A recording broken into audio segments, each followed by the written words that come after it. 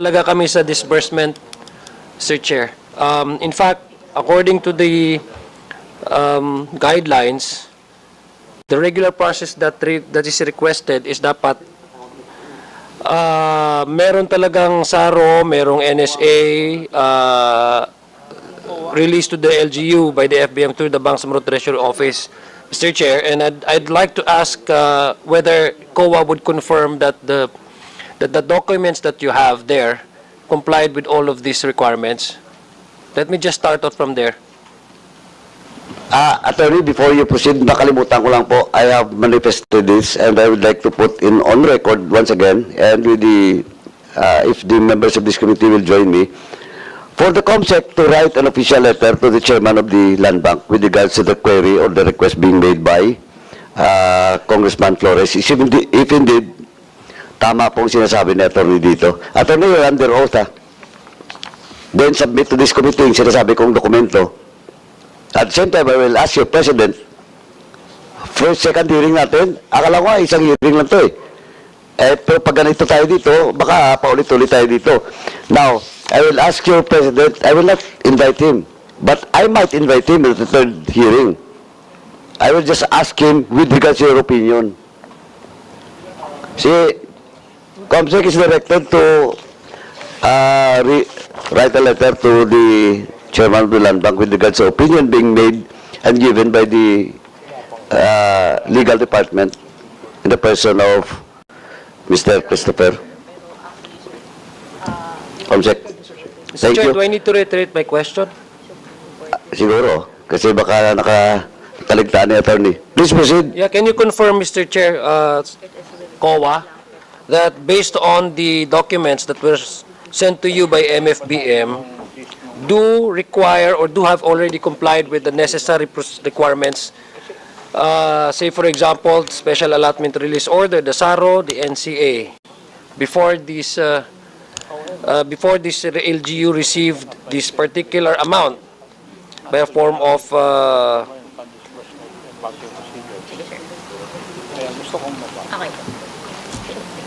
to their treasury, no, in a form of the advice is to debit account. Now I would like to jump off to Land Bank. Before Land Bank, can you confirm that?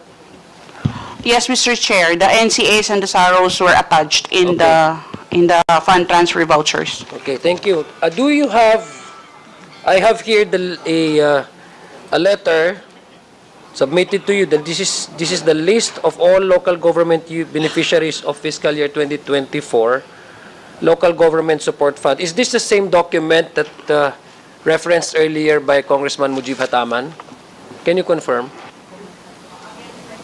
Again, sir, no, my answer that the NCAs and the SAROs are attached is, again, no, hindi pa ho tapos yung audit. So, ongoing pa po yung audit. So, I have not 100%. Usually po sa conduct po ng aming audit, we do not do 100% because we are allowed to do sampling. There are allowed techniques in the conduct of the actual audit. So, as of now, sir, I cannot comment that all of the releases, there were attached SAROs or NCAs because, again, sir, I would like to emphasize that the audit of the releases is still ongoing. Yeah, but okay, thank you. Kasi nakasulat po dito, this is addressed to you, Attorney Hidjara. Ikaw ho ba yun? Attorney Hidjara Mangumpia Said? Yes, Mr. Chair. Okay, so this is the breakdown of all the LGUs who received certain amount from the LGSF. So I was asking you if all of these LGUs have already complied with the requirement that I have mentioned.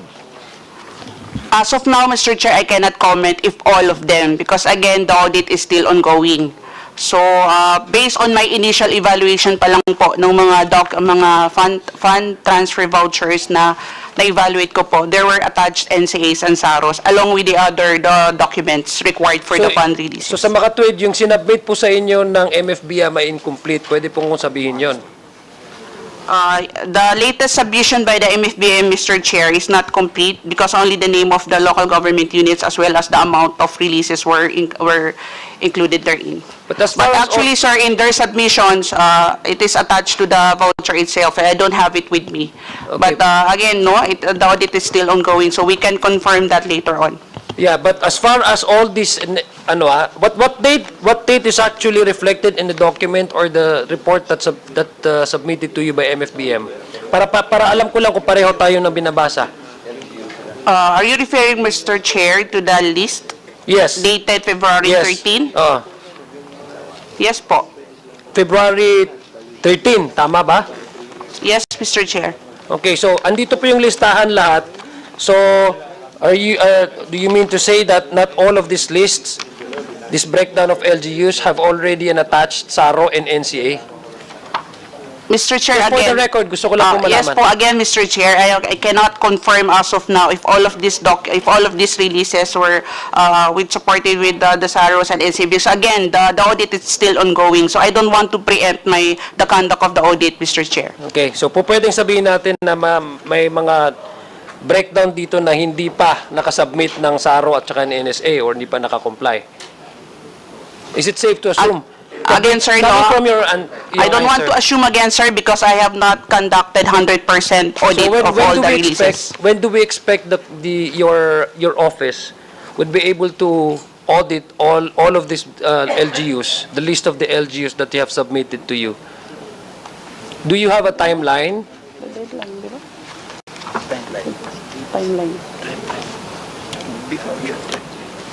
I would like to refer to my supervising auditor, Mr. Chair. Yes, please.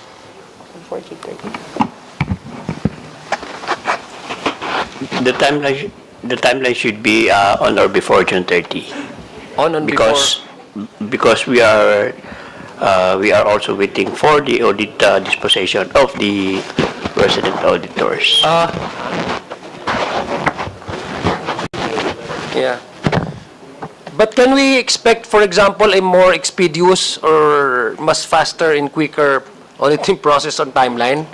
Would that be a far-reaching request if we probably appeal to COA to do a more faster auditing process so that we can finally say that all of these listings have already complied, all of the LGUs mentioned here have indeed complied with all the necessary requirements before the ADA is transferred or the land bank would be charged from the treasury of the municipality. May posible po ba 'yon, COA? We will try our best, Mr. Chair, but again, the deadline is on June 30, but again, we will try our best to Thank you. to complete the validation of the documents. Thank you. Land Bank, you were listening to they have all ang COA nag-confirm sila that all of these listings ay nabigyan ng as far as they know, majority ay may SARO nag-complied and then for the releases of their ADA. Can you at least confirm to this representation that you had received various ADAs from all throughout BARM this 2025? Again, Mr. Chair, we apologize, but that would be Bank secrecy na naman. bank secrecy. Can you at least confirm that they were, kinonfirm na nga ng COA na meron na nga silang listing na merong mga LGUs dito I don't think ang LGUs dito ay sa ibang branch ito. These are an official document. Would you confirm that, COA? This is an official document, right? Yes, Mr. Chair, So the it's a one submitted confirmation to, from the ones, MFBM, right? the list submitted to my office is an official document and duly received by my office. Oh, see? So can you at least confirm this, Land Bank, na meron talagang, na-receive ang various ADAs all throughout the BARM in 2025? It's just a simple question, yes or no? Absent written confirmation, written permission from the depositors, Mr. Chair, we cannot disclose bank information, deposit information. So kung halimbawang isubpina namin, itong committee na to, halimbawa, yung mga, ang land bank, to provide us, hindi rin pwede. Ito na lang, with the indulgence of, land bank, ito, sa legal ka. But if the COA will let you to comply, will you Comply. comply or not? There is one of the exceptions to the bank secrecy law is if COA... No, it's not stated in the bank secrecy law na exempted ng COA. It's not. That's the ruling of the Supreme Court. Di ba? It's a DOJ case. Tama? It's also in the government auditing code. Oh, but that is not in the COA. The COA is exempted. Yun ang pinapalo ng Land Bank. Yes. COA is the disclosure to COA in connection with its audit function is an exemption to the bank secrecy law as provided for under the government auditing code. Okay, anyway, pero exempted ang COA. Malinaw. That's correct, Your Honor. Anyway, we don't need the... Anyway, Congressman Zia, ganito po, alam mo, kahit ano pa ang paikot-ikot ito ng Land Bank, pero yung mga specific question, which is, I do believe, that cannot be covered by the bank secrecy law, yun lang po tariya ko, because I can still get all those documents, not from you, but from COA. Kaya nga sinasabi ko sa iyo, attorney, you're under oath, pinapasabit kita, titingnan ko yung posisyon ng OGCC, kasi malinaw po yun. And I will also communicate with the chairman of the Land Bank. Titingnan natin, if indeed, tama po yung opinion mo. Now, but of course, question of data, I still can get it in the COA. Tama, COA? Attorney, tama po? Mr. Chair, as long as it is officially submitted to the Office of the Auditor, to the COA itself, and the request complies with the rules on the issuance of the documents being requested by from COA, then I think we can give the documents, as long as it follows the guidelines for providing the copies of the official documents submitted to COA. Tama. We have existing guidelines, Mr. Chair. Congressman Adjo, please proceed. Huwag mo na pilitin yung Land Bank. Anyway, kinonfirm naman ng COA yung list na to eh. Gusto ko lang kasi marinig sa Land Bank kung meron talagang na charge ng mga COA, gusto ko lang balik. Would you know, for example, na would you know yung the date of the request, di ba, before they can release the LGSF to LGUs, may sa guidelines nila, they will first accept or require for the submission ng mga special request ng mga LGUs to avail of this assistance. Would you know kung naka-indicate din doon kung when was this date request were made by the LGUs? Would you know? Based on the documents and records submitted to my office, Mr. Chair, the data for that was not included. The SBRs did not form part of the submission to the Auditor's Office of the Ministry of Finance. So, hindi nila naka-indicate yung SBRs doon, yung mga special, yung mga request nila? I'm sorry. Yes po, but I already requested the submission of the SBRs along with the other documentary requirements in written and verbally through a meeting with the management of the Ministry of Finance. And they have agreed to submit all the required documentary requirements. Thank you. And can you also submit that once you secure that document para makita po natin? Kasi nasa guidelines po nasa guidelines po nila is ang submission lang ng request shall be entertained shall be on or before December 15, 2024. So we would just like to find out kung if there are succeeding requests made by certain LGUs na passed beyond the deadline set under their guidelines. Thank you, COA. Paki-forward na rin po pag nag-response ang MFBM. Gusto ko lang pong tanungin si Attorney Cyrus Torrena. Yes, Your Honor. Yes, Attorney, sinabi mo kanina that there was one particular LGU na dinownloadan ng 30 million. Tama po ba yun? Sa barangay po, meron kaming nakita sa aming research na 30 million. That is Barangay Kauran, Ampatuan, and Barangay Lipak in Municipality of Pandag. Dalawa pong barangay. Dalawang barangay, so tagti 30 million. Tagti 30 million po. And then I tried also to total yung aming na-research kung possible ba na mag-exact ang amount. Doon kanina sa total na sinabi ng COA, ang total ko kasi dito, sir, is 778,500, which is nag-coincide po sa na-mention kanina ng COA na $1,500,000. Would you know kung ano yung status po, ano yung classification ng barangay na to? Is it six, ano? Barangay Lipak, Yung it's- munisipyo, Municipality of Pandag, it's 6. sixth class municipality. Opo. Ang Barangay Ampatuan is 3rd class po. Okay, kasi nandito rin sa guidelines nila yung appropriate amount of assistance shall not exceed the national tax allotment received by the 6th class municipality. So, ang 30 million ba would naturally exceed already the 6th class municipality status of Pandag? I'm not too sure on that, Your Honor. Paano, kaya nga, so 6th class Well- municipality, ang pagkakaintindi ko dito, yung 30 million is way above. Sa barangay yun hindi yun munisipyo. Yes, Dito, yes, Your Honor. munisipyo ang sinasabi. Pero yun, barangay yun, tapos dinaw din ng 30 million.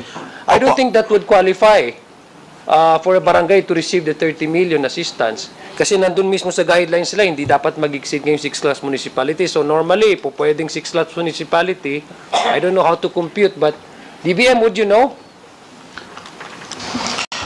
Mr. Based sa Chair, guidelines, how would you interpret this guideline?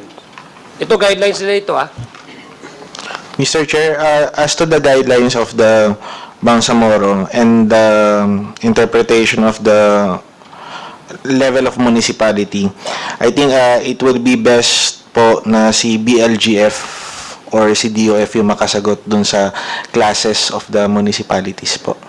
Oo. Thank you po. Pero wala kayong idea. Hindi, BM?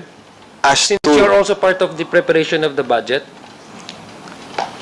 budget po ng Yeah, BARM, kasi we are talking about the status of a munisipyo that corresponds with the assistance according to this it would correspond with the amount of assistance that the LGU should receive as far as the LGSF is concerned, that it should not at least exceed yung classification of 6th class municipalities according to the national tax allotment. So 30 million for a barangay in a 6th class municipality is masyadong mataas yun. Sir, Mr. Chair, as to the Wala ko kayong idea. wisdom of choosing the In your amount. own, sige, sabihin na lang natin in your own previous experience, how would you, for example, classify budgeting sa mga ganitong klaseng 6th class municipalities with 30 million in your own opinion based on the experience that you had? 30 million, would that still constitute a proper amount to receive by a barangay in a 6th class municipality? Mr. Chair, I'm not in the position to... I'm just asking your opinion. I'm not your expertise, but as an ordinary, one who is working in the Department of Budget and Management, how long have you been working in the department? More than 20 years, sir. See? So at least meron kang idea. Can you at least give us... Would you say, okay, ganito na lang para hindi ka, would you say that this is too much for a barangay in a 6th class municipality to receive the LGSF? Sinabi kanina ni na sila pa mismo yung, di ba yung Manong, sila pa yung mag-accountable doon sa budget nila, no? I mean, yung pag-implement, pag-utilize. Would you agree with me? My interpretation medyo mataas. Pondo.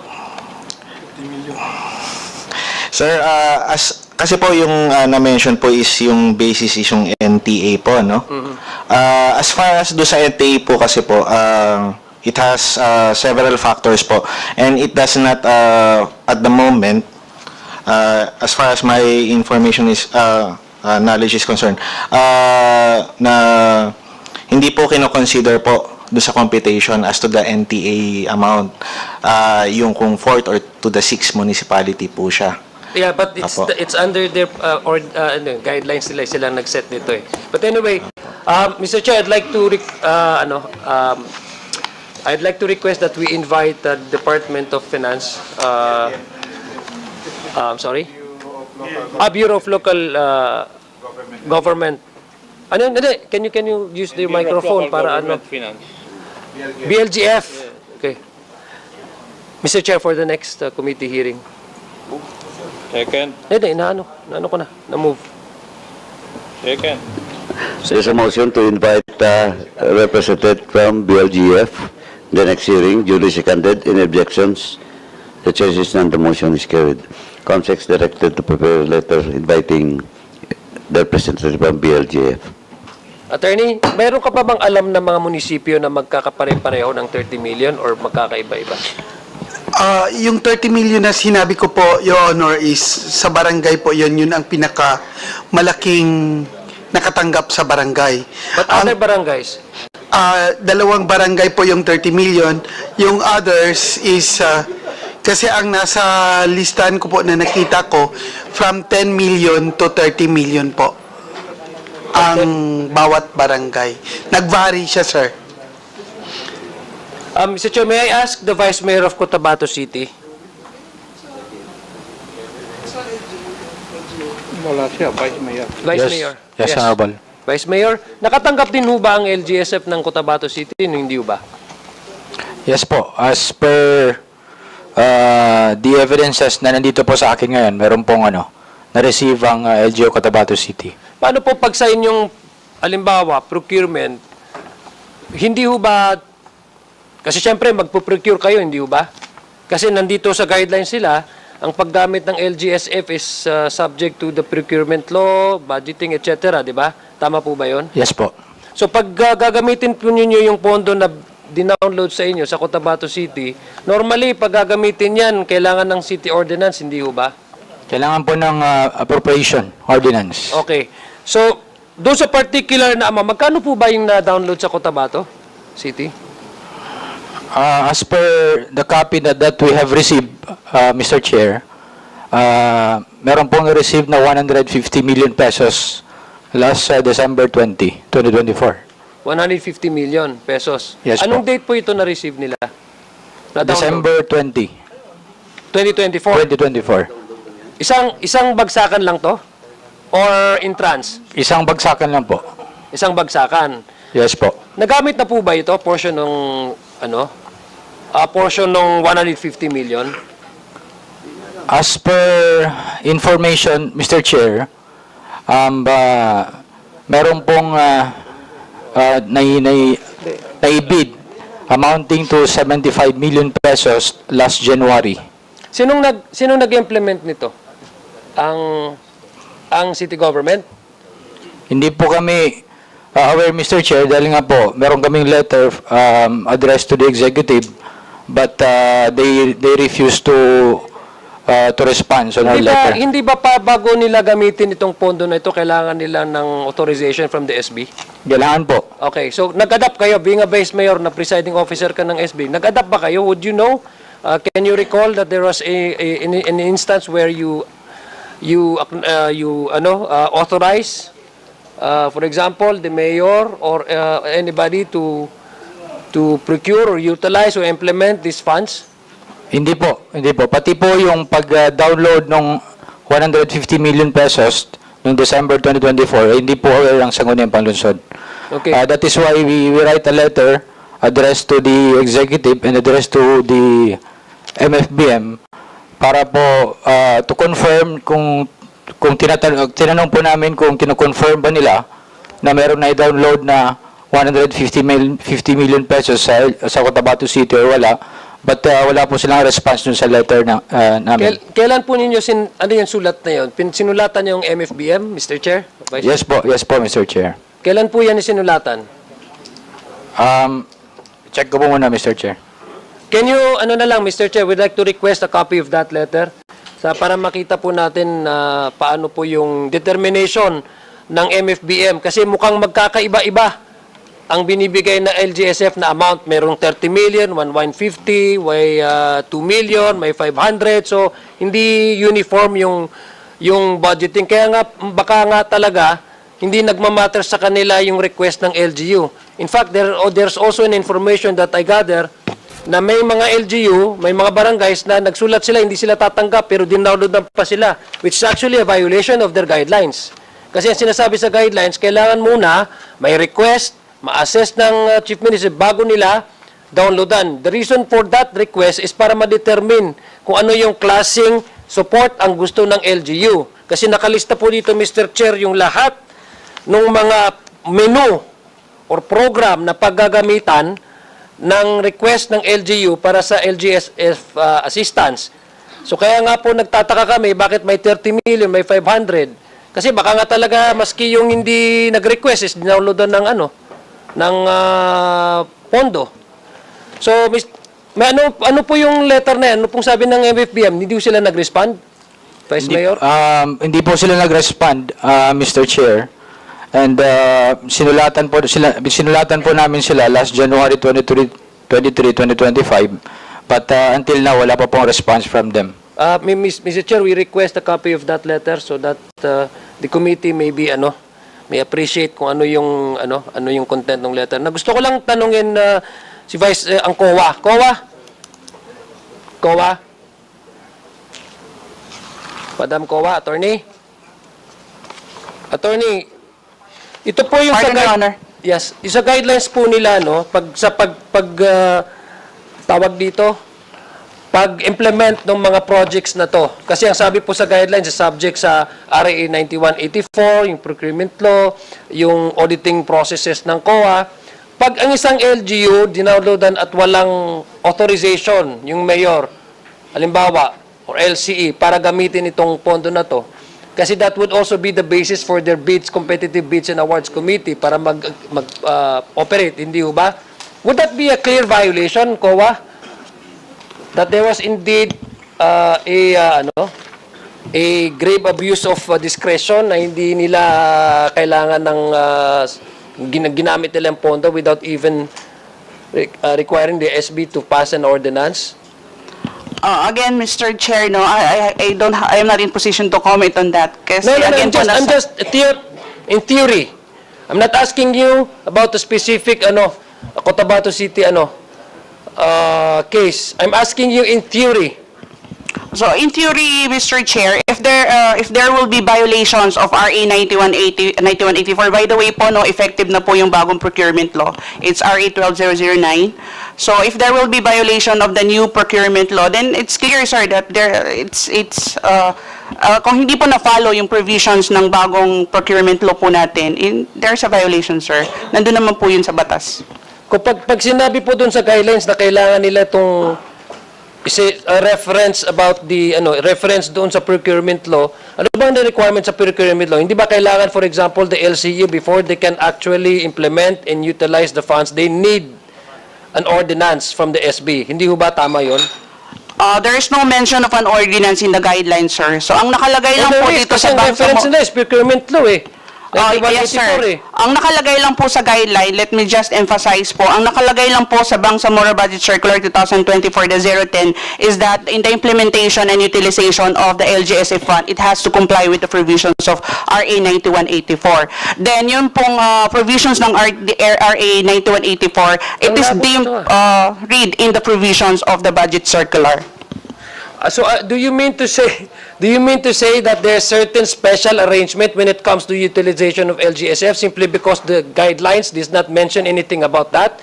And No, Mr. Chair. No, Mr. Chair. Let me just clarify po again, no. The circular mentions na mag-a-apply po yung RA 9184. So, meaning to say po, yung provisions ng RA 9184, now the new procurement law, the RA 12009, it is deemed read on the, kumbaga sir, parang implied na po siya na it has to be complied by the local government units in their implementation of the project which is sourced from the LGSF fund. Anyway, Mr. Chair, I think COA is not, in a way, when it comes to the releases and implementation of this LGSF, they're not competent to answer these questions simply because their only concern, according to you, is the releases. Diba? Yes, Mr. Chair, insofar as the MFBM is concerned, as the auditor of the MFBM is concerned, Okay. my jurisdiction is only on the releases of the funds. Hopefully, Mr. Chair, by next time that we can secure, we really need to secure the participation and attendance of all those invited guests from the BARM. Kasi mukhang wala talaga tayong matatapos dito without their participation. Ang Land Bank, they are invoking the Land Bank secrecy law. Ang COA, ang sinasabi nila, their only concern is the releases of the funds.